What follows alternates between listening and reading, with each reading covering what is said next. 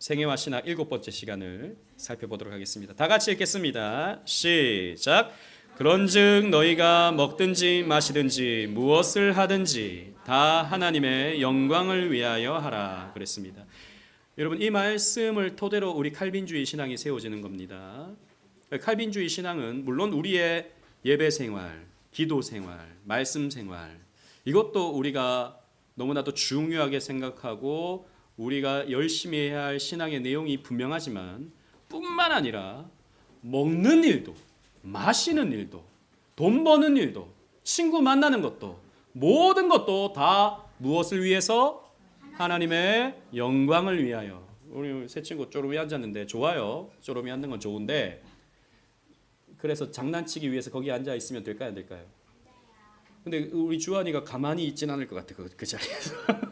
동생을 지금 계속 이렇게 만지는 것 같아. 동생이 너무 이뻐도 참으세요. 목사님 끝나고 검사할 거예요. 빈칸 잘 넣었는지. 그 다른 친구들도 다, 우리 시우도 잘할 수 있죠? 우리 주영이도 잘할 수 있죠? 목사님 보겠습니다. 혹시 유인물 없는 분 계십니까? 다 가지고 계세요? 네, 살피도록 하겠습니다. 이제 오늘 이 제네바의 말기 사역을 살펴볼 텐데요. 1559년 제네바에서 무슨 권을 얻었을까요? 칼빈이. 그렇죠, 시민권을 얻었어요. 칼빈은 원래 어느 나라 사람입니까? 프랑스 사람이죠. 프랑스 누아용 출신입니다. 그런데 이제 종교적 핍박을 피해서 이 개혁 신앙을 가졌다는 이유로 핍박을 피해서 망명을 온 것이 바로 스위스였고, 그래서 초청을 받았던 곳이 제네바였죠. 근데 제네바에서 시민권을 받았다는 것은 어떤 의미입니까? 제네바가 칼빈을 인정해 주는 거예요. 당신은 우리의 지도자로서 당신은 우리의 인정을 받은 사람입니다 라고 하는 이런 의미가 되는 것입니다.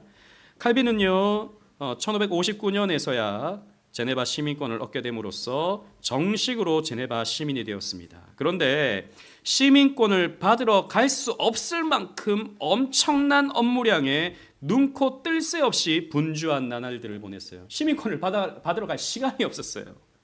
매일 분주한 일상에 대해서 그의 제자였던 베자는요, 프랑스에서는 베즈라고 하기도 합니다. 베즈. 그러나 이 영어권에서는 베자 이렇게 많이 부르는데요. 이 베자는 이 칼빈의 일과에 대해서 이 파란 칸에서 이렇게 소개하고 있습니다. 우리 예하가 한번 중학교 들어가는 우리 예하 중학생의 목소리로 한번 읽어주세요.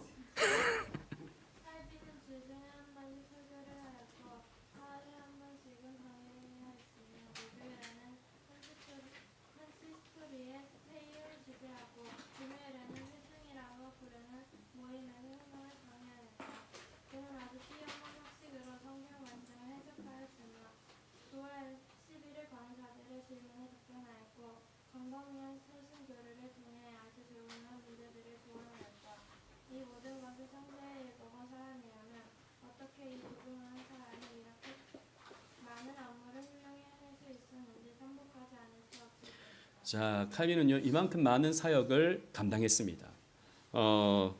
일주일에 한 번씩 주일에 설교했을 뿐만 아니라 사흘에 한 번은 강의를 해요. 신학이든 철학이든. 목요일에는 컨시스토리, 이건 뭐냐면 당회입니다. 교회 당회를 목요일 날 모인 거예요. 그래서 교회의 중요한 것들을 논의해야 했고요. 금요일에는 또 이제 기도 모임이죠. 회중이라고 모이는 모임에서 성경을 강의했습니다.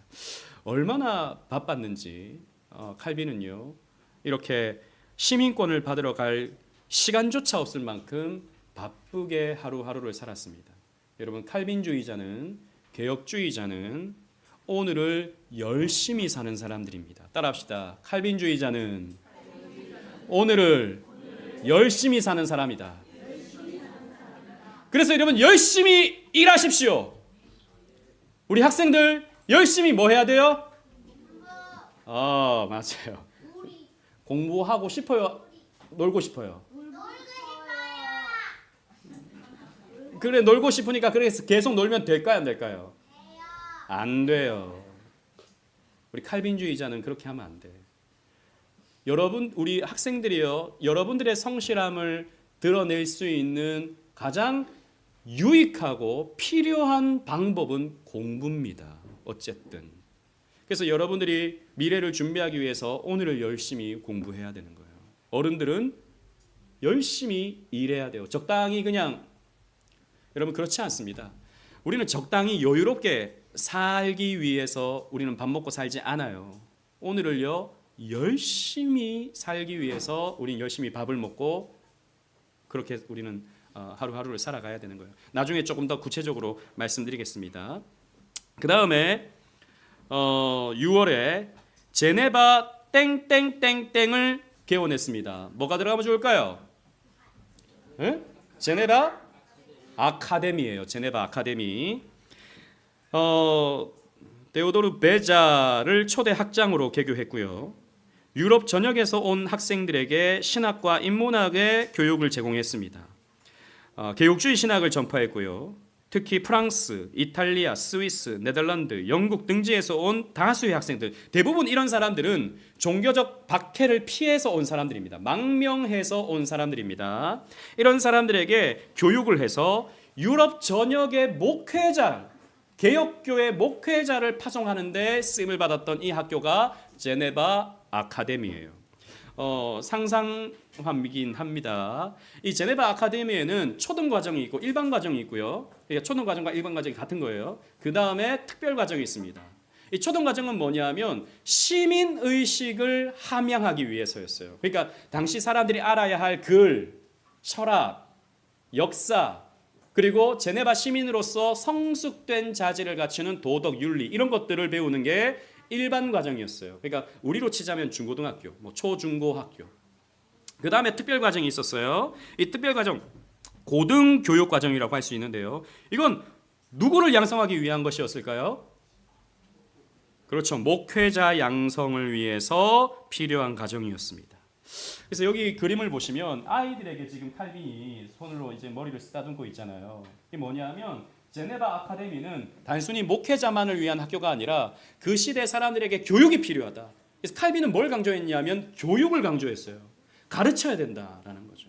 글을 가르쳐야 되고 역사를 가르쳐야 되고 철학을 가르쳐야 된다라고 해서 이 제네바 아카데미를 만들어서 학생들에게 우리 자녀들에게 글을 가르친 겁니다. 역사를 가르친 거예요. 철학을 가르친, 인문학을 가르친 거예요.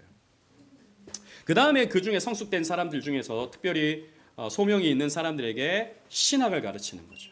그래서 목회자가 되도록 양성해 주었던 것입니다. 그래서 여러분 지금 이 제네바 아카데미가 1559년에 개교를 하는데요. 지금의 여러분이 제네바에 가면 제네바 대학이라고 있습니다. 제네바 대학. 제네바 대학이 이 제네바 아카데미의 후신이에요. 그래서 이 제네바 대학이 지금도 여러분 쳐보시면 제네바 대학교 쳐보시면 개교가 언제 돼 있냐면 1559년이라고 돼 있습니다. 칼빈이 세운 학교예요.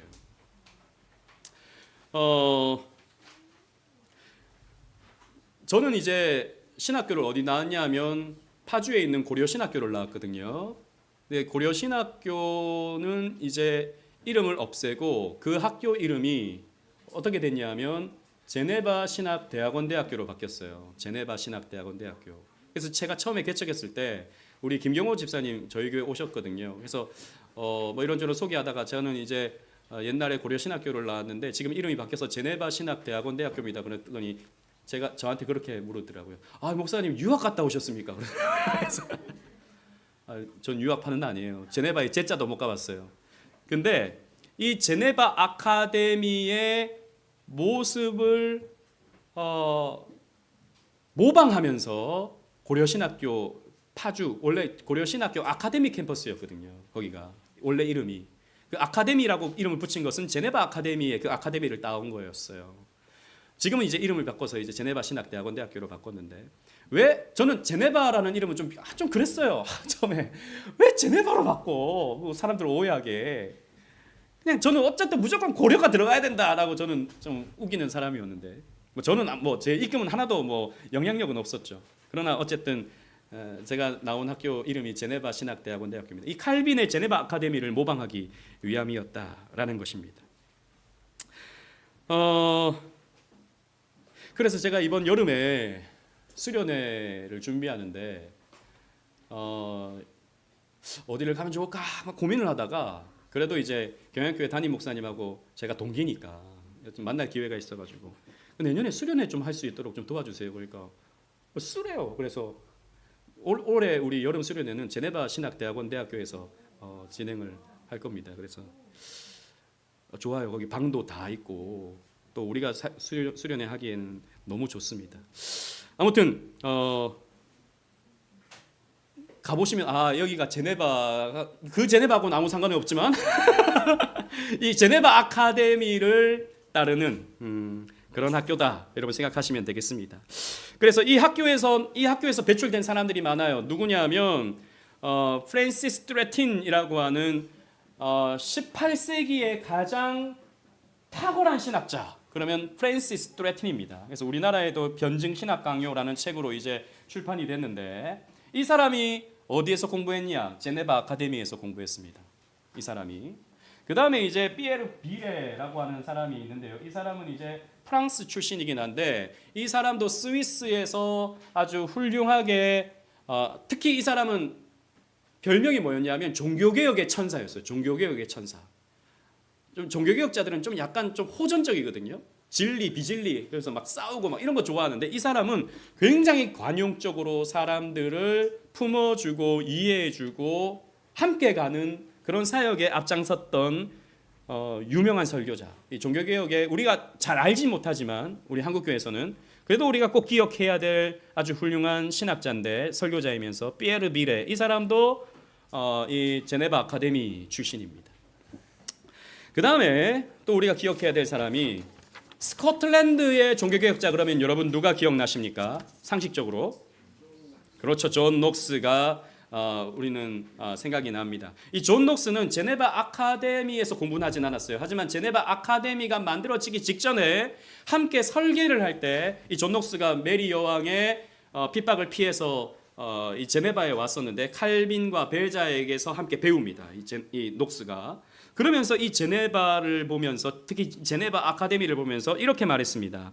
여러분 여기 유인물에 있는데요. 어떻게 말했냐면 사도 시대 이후에 지상에서 가장 완전한 그리스도의 학교였다. 다른 곳에서 나는 그러한 것을 본 적이 없다라고 할 만큼 존 녹스가 이 제네바를 보면서 또 제네바 아카데미를 함께 구상하는 것을 보면서 야 이보다 더 좋은 학교가 없다. 사도 시대 이후에 여러분 사도 시대라는 것은 이제 예수님 시대를 말하는 거잖아요. 그 시대, 그러니까 예수님 다음부터 이어지던 시대 속에서 가장 성경적이고 가장 아름다운 학교가 바로 이 학교이고 그 도시가 바로 제네바다라고 말할 정도로 이 존 녹스가 이 칼빈과 이 제네바를 보면서 반해버려 가지고 그것을 스코틀랜드에 심고자 했던 것이죠. 그래서 스코틀랜드의 장로교회가 만들어지고 그 장로교회가 미국으로 가고 미국으로 갔던 장로교회가 어디로 옵니까? 한국으로 오는 것이죠.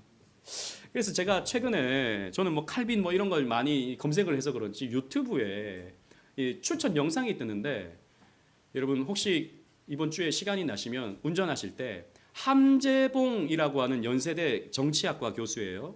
그분이 한국인의 탄생이라고 하는 시리즈 강연이 있어요. 이게 법률 방송이라고 케이블 TV 그냥 방송인데 이게 유튜브로 다 올라와 있어요. 거기에서 한국인의 그러니까 대한민국이 이제 건국되고 쭉 이어져 내려오는 과정 속에서 가장 큰 영향을 미쳤던 것이 바로 서양 선교사들이었다. 그리고 그 서양 선교사들의 핵심적인 신앙관이 바로 칼빈주의였다라고 하면서 칼빈에 대해서 강의를 합니다. 이분이 기독교인도 아니에요. 기독교인도 아닌데 어쨌든 칼빈주의가 현대 사회에 미친 영향, 칼빈주의가 대한민국에 미친 영향에 대해서 특히 이 구한말에서 선교사들이 들어와서 이 칼빈주의가 대한민국에 미쳤던 지대한 영향에 대해서 한 대여섯 편의 강의가 있어요. 그래서 칼빈주의가 뭔지, 그러니까 교회를 안 다니는 분이 설교를 하는데 강의를 하는데 너무 좋아요. 근데 제가 봤을 때 이분이 신학적으로는 약간 디테일이 부족해. 하지만 전체적인 사회적인 맥락, 이 정치학적인 부분에서 특히 민주주의, 자본주의적 관점에서 이 칼빈주의가 얼마나 대한민국에 지대한 영향을 미쳤는가를 설명을 하는데 여러분 기회 되시면 한번 보시기 바랍니다. 제가 대여섯 편을 쭉 봤어요. 저 대구 내려가면서 올라오면서 그 강의를 듣고 갔거든요. 3시간, 4시간이 그냥 훌쩍 지나가더라고요. 너무 재밌어가지고. 기억나시면 여러분 한번 보시면 너무 좋겠습니다. 그래서 한국 사람들이 그 이전에는 뭐 그냥 해 뜨면 그냥 뭐 농사 지으러 가거나, 농사를 지어도 사실 그때 당시 구한말에 막 나라가 완전히 기울어져 있을 때잖아요. 사람들이 일할 의욕도 없고 아무것도 안 할 때 선교사들이 와서 규율을 가르쳐 주는 거죠. 아침에 몇 시 일어나고, 그래서 공부하고, 낮에는 공부 가르쳐 주는 대신에 일하라고. 그러니까 그냥 공부시켜 주는 게 아니고요, 일을 시키면서 공부를 시킨 거예요.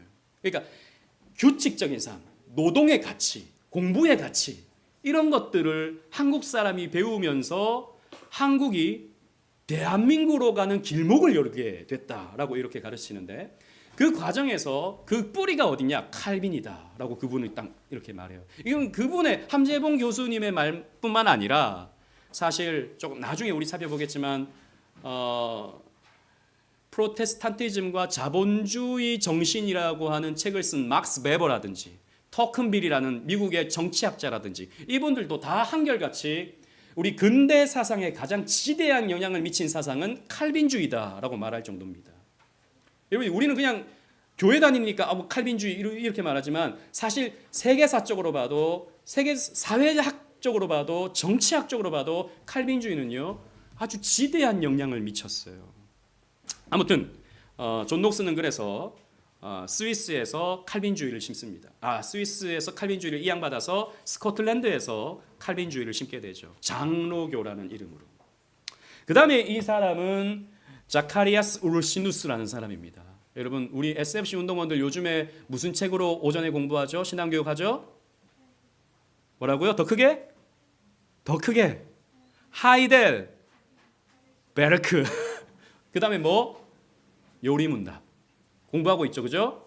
하이델베르크 요리문답을 누가 썼느냐? 이 사람이 썼어요. 우르시누스. 이 사람도 이제 제네바 아카데미에서 공부를 한 사람은 아닌데, 제네바 아카데미가 만들어질 즈음에 칼빈과 베자와 함께 공부했던 사람이에요. 우르시누스. 그래서 이 사람이 독일로 가서 하이델베르크에서 하이델베르크 요리문답을 작성합니다. 칼빈주의 정신에 따라서. 그래서 이 칼빈주의 3대 문서라고 한다면 첫 번째가 하이델베르크 요리문답, 두 번째가 도르트 신경, 세 번째가 벨직 신경입니다. 이게 이제 유럽에서 말하는 3대 문서예요. 개혁주의 3대 문서. 근데 영미권에서는 개혁주의 문서 그러면 웨스트민스터 신앙고 백서 및 대소리의 문답이 되는 겁니다. 사실 내용이 뭐 조금씩은 디테일하게는 좀 다르지만 큰 맥락에서는 같죠. 왜 같습니까? 칼빈에게서 나왔거든요. 칼빈에게서. 그래서 이런 사람들이 다 제네바 아카데미의 영향을 받은 사람들이다라는 것입니다. 그리고 그해 1559년 8월에 기독교 강요 땡땡판이 발행됩니다. 무슨 판이 발행될까요? 그렇죠. 최종판이 발행됩니다. 정확히 말하면 5판. 최종판의 원제목은요 아주 깁니다. 이 책 제목이 이렇게 길어요. 새롭게 사권으로 제시되고 가장 적합한 순서와 방법에 따라 장들로 나뉘어지고 또한 정당하게 새로운 책으로 간주되어야 마땅할 정도로 새로운 첨가들에 대해 증보된 기독교 신앙의 강요. 이게 책 제목입니다. 엄청나게 길죠. 여기 이제 이게 최종판 표지입니다. 최종판 표지. 그래서 지금 말했던 Institutio Christianity Religions, 이게 이제 제가 금방 읽었던 그 밑에 보면 라틴어 문구가 있잖아요. 이게 쭉 이제 이어지는 거. 이게 책 제목 전부예요. 여기 보면 요한 칼비노, author, 작가가, 저자가 요한 칼빈이다. 그다음에 여기 그림이 있잖아요. 그래서 올리아 로버티 스테파니라고 되어 있길래 이게 뭐지? 난 다른 건 뭐 좀 알겠는데 이 제네바에서 출판됐고 이게 뭐지? 라고 제가 궁금해가지고 찾아봤거든요. AI한테 물어봤거든요. 그러니까 이게 뭘까요 이게? 올리아 로버티 스테파니. 이게 뭘까요 이게? 여러분 그냥 흔하게 책 표지를 보면 다 있는 거예요. 뭘까요? 뭘까요? 이하야 뭐라 그랬지? 그 옆에 말했잖아. 이게 뭘까요 이게? 책 표지에 다 있는 거예요. 에? 금방 나온 것 같은데? 출판사예요, 출판사. 출판사가 올리아 로버티 스테파니. 이게 출판사 이름이었어요. 저는 이게 누구지? 왜 칼빈 이름보다 이게 더 크지? 엄청 궁금해가지고 찾아봤거든요. 이때 당시에 프랑스 출신의 출판사 이제 이름이었더라고요. 그래서 이게 올리아라는 말이 올리브 나무를 말하더라고요. 그래서 올리브 나무 뭐 출판사 뭐 이런 의미가 되는 겁니다. 아무튼 여기에서 기독교 강요 최종판이 나오게 되는데 여러분 보시면 그냥 상식적으로 1판은 제 서재에도 있어요. 1판은 그냥 한 요 정도 되는 책이에요. 1판. 기독교 강요 1판. 처음에 바젤에서 이제 출판했던 기독교 강요였죠. 1536년에 처음에는요 6장이었습니다. 챕터가 6개. 근데 이제 쭉쭉쭉쭉 갑니다. 5판에 가면 챕터가 몇 장이에요? 80장. 엄청나게 는 거예요. 그러니까 칼빈 스스로도 말하기를 이건 완전 새로운 책이다 라고 말할 정도로 이제 엄청나게 양이 많아졌어요. 그래서 최종판은 거의 두께가 이렇습니다. 1권, 2권, 한국에서는 3권으로 나오거든요. 총 4장으로 돼 있긴 하지만 이제 크게 이제 보면 이만큼이에요. 그래서 이거를 다 읽기가 사실 쉽지 않아요. 근데 여러분 저기 우리 그레이스 북스에 가면 기독교 강요, 만화로 만든 기독교 강요가 있어요. 얼마나 좋은 세상입니까? 근데 만화로 만들어도 잘 안 읽어. 핵심적인 내용들을 아주 쉽게 아주 재미있게 만화로 만든 책이 여러분 우리 그레이스 북스에 있으니까 여러분 시간 되시면 꼭 한번 읽어보시면 좋겠습니다. 그래서 이 1559년에 이 라틴판 기독교 강요가 최종판으로 출판되었다라는 것입니다. 그래서 자 밑에 보시면 사판은 21장이에요. 그런데 최종판은 몇 장으로 불어나요? 80장으로 대폭 증보가 되었습니다. 그러면서 1564년 제네바를 가장 성경적인 개혁 도시의 모델로 만들었습니다. 그래서 이 제네바 그러면 정말 성경 말씀이 적용되는 도시로 사람들이 느낄 만큼 모범적인 개혁교회 도시로 만들었습니다. 그래서 칼빈은 1541년도에 교회 조례를 통해서 제네바를 성경이 언급되는 옛날에는 뭐 교황, 추기경, 그 다음에 감독, 주교 이런 것들이 쭉 있었는데 성경에 여러분 교황이 있습니까? 성경에 교황이 있어요? 없어요. 추기경이 있습니까? 없습니다. 주교 성경에 있나요? 없어요. 이런 것들은 성경에 없는 것들이기 때문에 안 된다라는 것입니다. 그리고 성경에 있는 직분이 뭐냐? 목사 성경에 있습니까? 성경에 목사 있어요? 있습니다. 장로 목사 말고 목사라는 말이 에베소서에 있어요. 목사요, 교사요 뭐 이렇게 나가면서 목사라는 말은 사실 목자라는 말이에요. 목자, pastor. 그러니까 양떼를 이끄는 목자, 성도들을 이끄는 목사로서 주어져요. 그 다음에 어떤 직분이 있어요? 교사가 있어요. 교사, 신학자죠. 그러니까 박사, 교회 박사, 신학자. 그 다음에 또 뭐가 있어요? 장로가 있어요. 장로는 구약에도 있고 신약에도 있어요. 이걸 다르게 표현하면 감독이라고 말하기도 해요. 그 다음에 또 어떤 직분이 있어요? 집사가 있어요. 집사. 권사는 있어요? 없어요? 없어요. 권사는 우리 한국 교회에 있는 특별한 그 필요에 의해서, 왜냐하면 한국은 남녀 구별 뭐 이런 것들이 많아가지고 남자가 할 수 없는 게 많아요. 그래서 필요에 의해서 만든 직분이 권사입니다. 교회가 만든 거예요. 이거는 성경에는 이 네 가지 직분이 있기 때문에 이 네 가지 시스템으로 교회가 돌아가야 된다라고 해서 교회가 운영되어지는 것입니다. 그러면서 특히 컨시스토리, 아까 우리 예하가 읽었을 때 목요일에 컨시스토리를 열었다 그랬는데 컨시스토리가 뭘까요? 교회의 당회입니다. 교회의 당회. 그러니까 목사와 장로들이 모여서 교회 일을 논의하는 거예요. 또 뿐만 아니라 권징을 논의하는 겁니다. 예를 들자면 이런 거예요. 목사님, 장로들이 이제 성도들을 돌아보고 나서 목요일마다 모여서 목사님, 이번 주에 김땡땡 집사님, 이땡땡 집사님 부부가 부부싸움을 아주 크게 했습니다. 보고를 딱 해요. 그러면 칼빈 목사님이 이렇게 말해주는 거죠. 어떻게 싸웠습니까? 뭐 이렇게 얘기를 듣고 그 두 부부를 당회에 소환합니다. 실제로 있었던 일이에요. 당회에 소환합니다. 왜 싸웠습니까? 물어요. 누가 잘못했는지 이런 것들 시시비비를 듣고 나서 이것을 위해 회개 기도를 하십시오.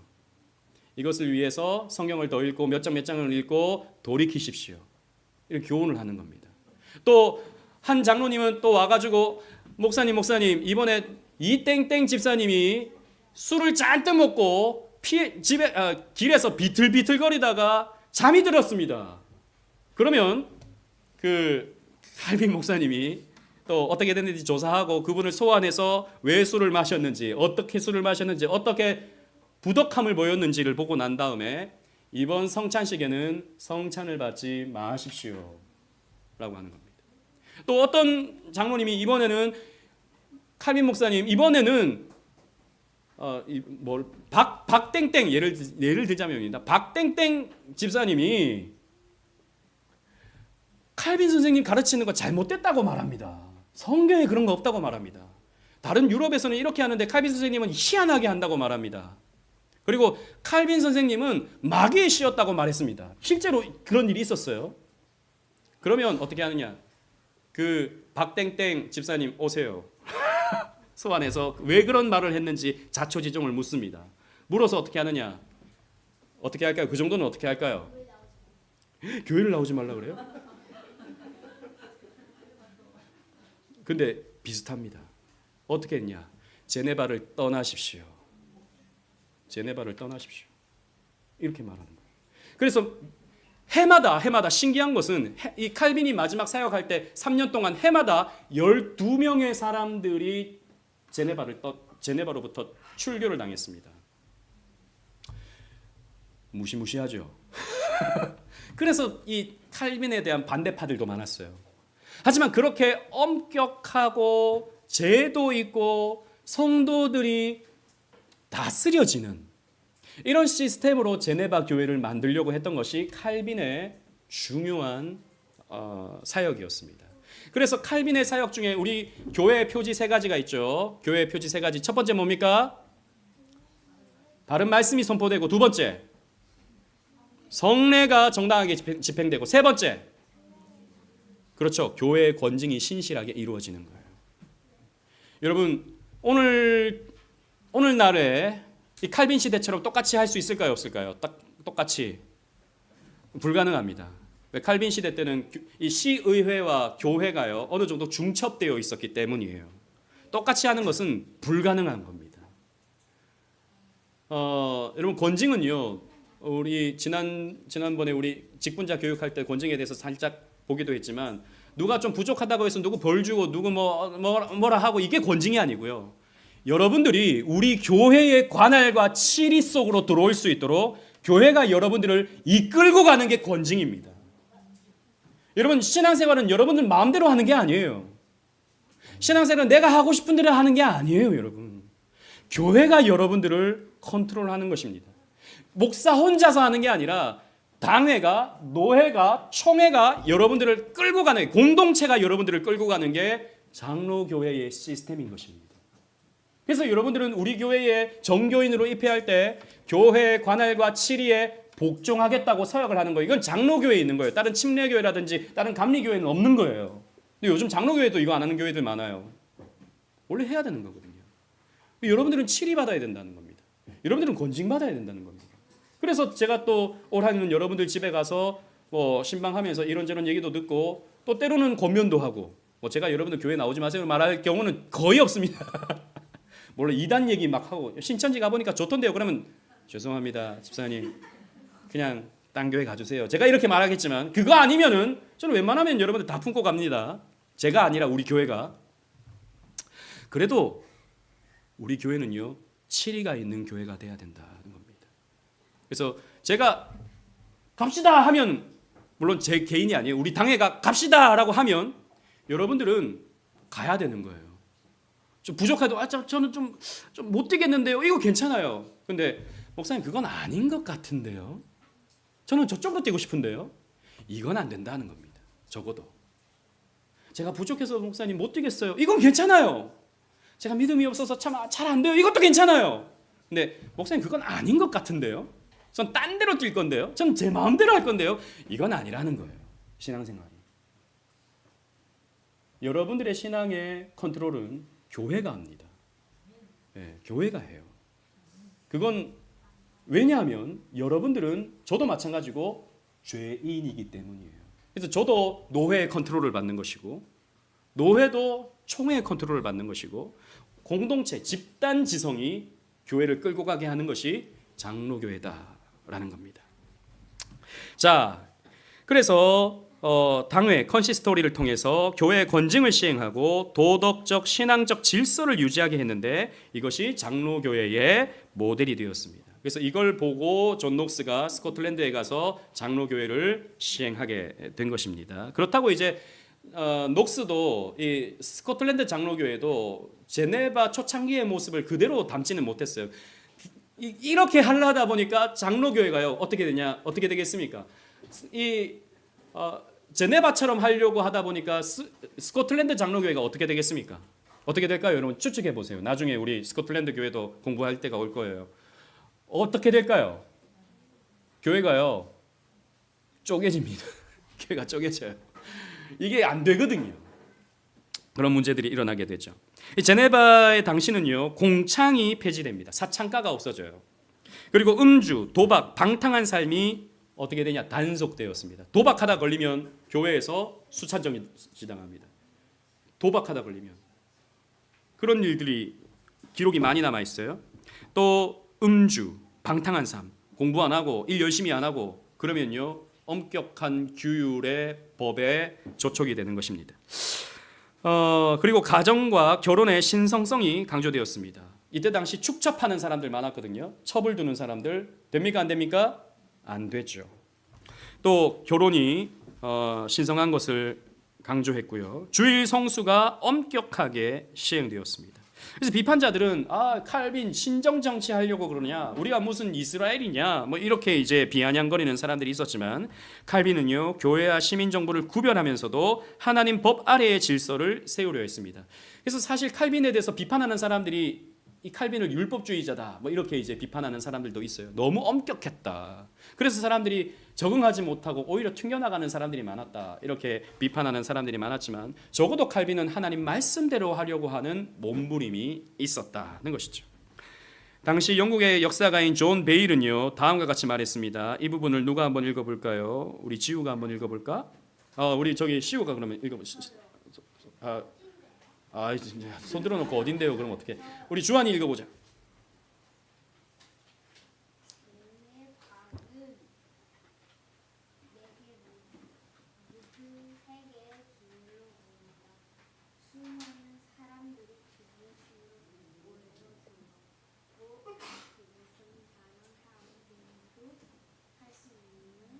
무엇과 같았다?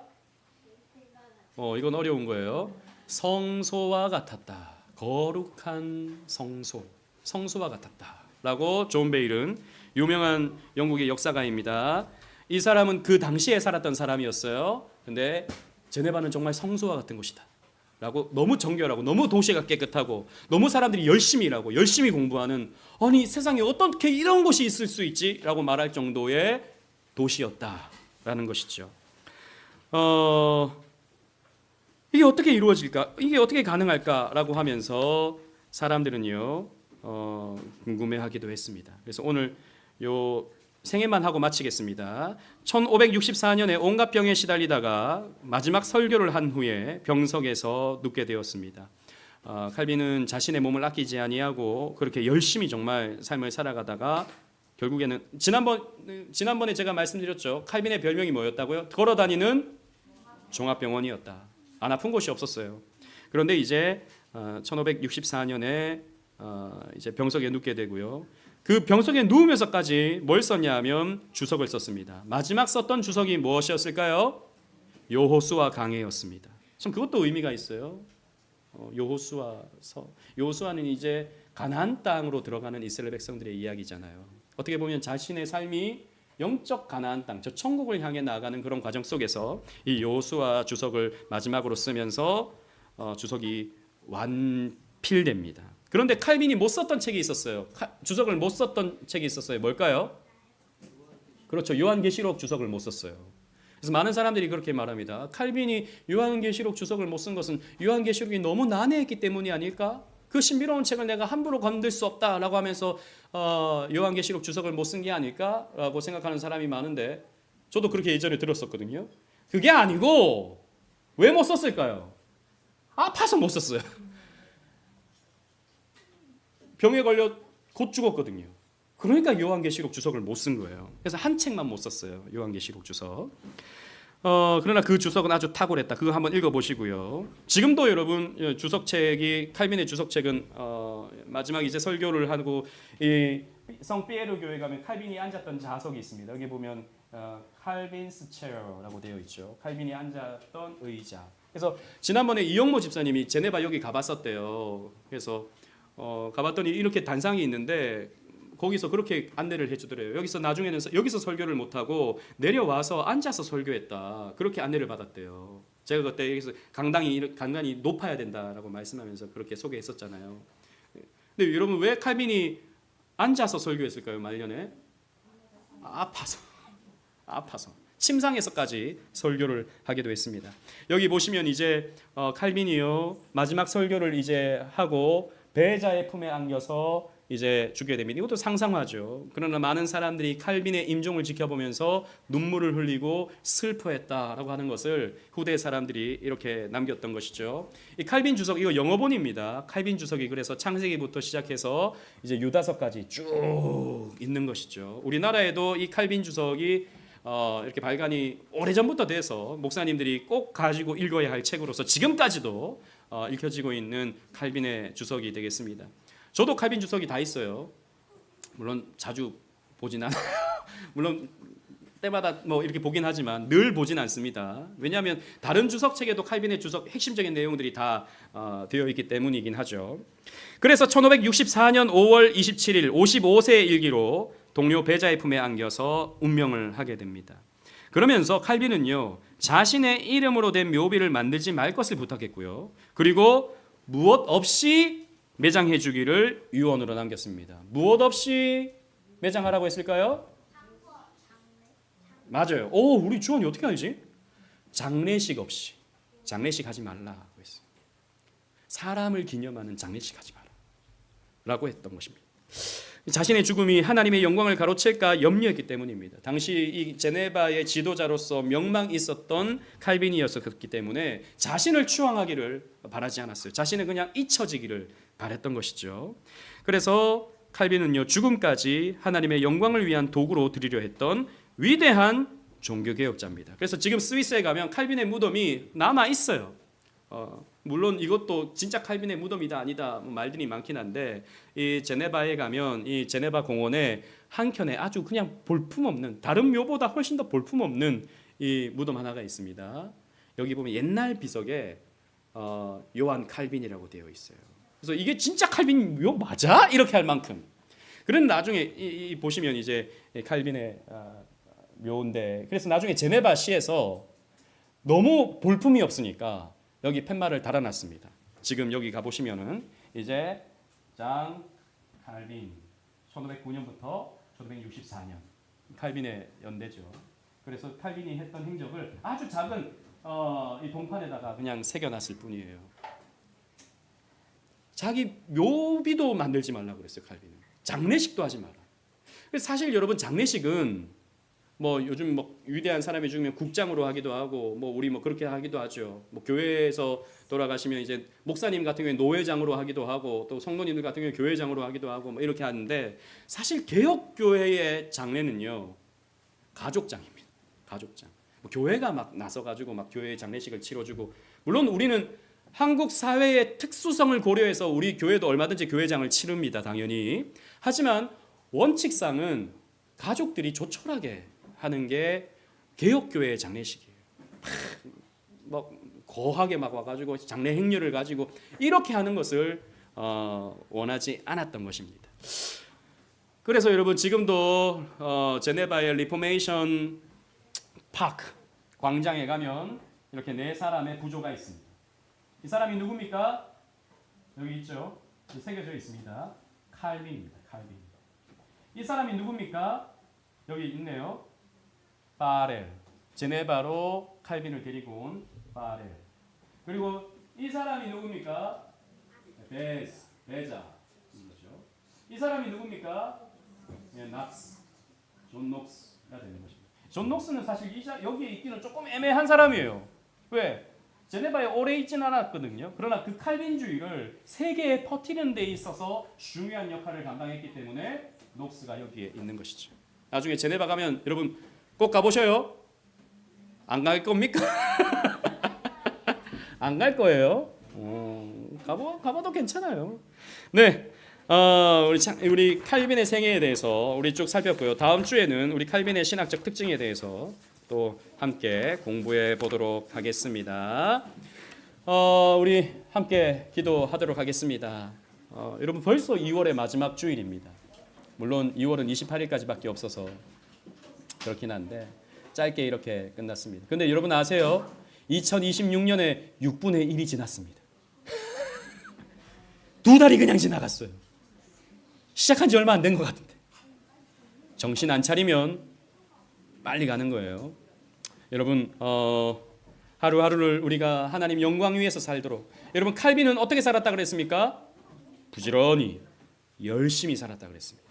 한 주간도 여러분 열심히 직장생활 하시고 열심히 장사하셔서 돈 버시고요. 우리 학생들은 열심히 뭐 해야 돼요? 공부! 그래요. 너무 또 그렇게 공부 그러니까 좀 그렇다. 근데 어쨌든 열심히 공부하시기를 바랍니다. 우리 함께 기도하면서 그렇게 살아갈 수 있기를 기도하시고